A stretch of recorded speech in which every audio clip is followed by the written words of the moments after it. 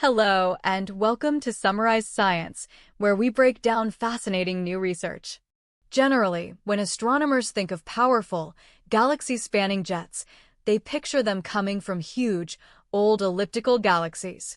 These galaxies host the largest supermassive black holes, so it makes sense they'd produce the biggest jets. But this paper challenges that idea by looking at a peculiar class of galaxy known as Narrow-Line Seyfert ones, or NLSC-1s for short. NLSC-1s are considered young, active galaxies with smaller black holes and spiral shapes. Researchers decided to comb through a new, massive catalog of over 22,000 of these galaxies. They cross-reference this list with data from multiple powerful radio telescopes to see if any showed signs of large jets, which are extremely rare for this galaxy type. The results were stunning. Before the study, only 2 such galaxies were known to have jets larger than 100 kiloparsecs. As you can see in this table, the team identified 33 new NLSC-1s with enormous radio jets. One of them in particular, J1318 plus 2626, is a true monster. Here is the radio image of that galaxy, J1318 plus 2626, and its jet is absolutely colossal. The researchers calculated its projected size to be 4.3 megaparsecs, which is over 14 million light-years across.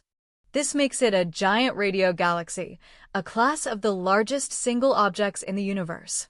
And it's the only NLSC-1 galaxy known to host a jet on this incredible scale.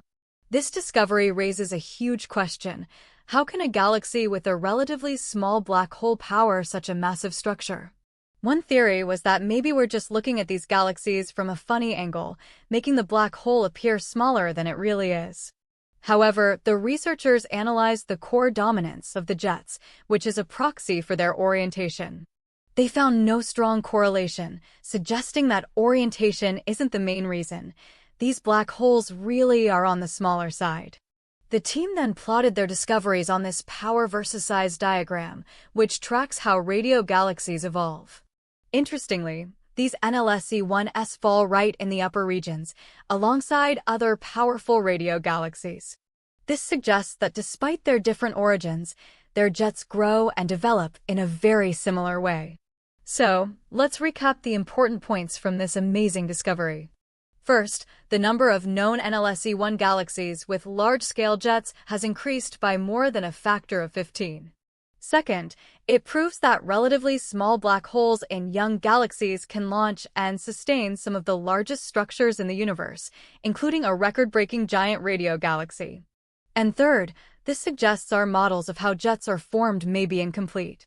Future, more sensitive radio surveys will undoubtedly find even more of these cosmic rule breakers, giving us a clearer picture of galaxy evolution.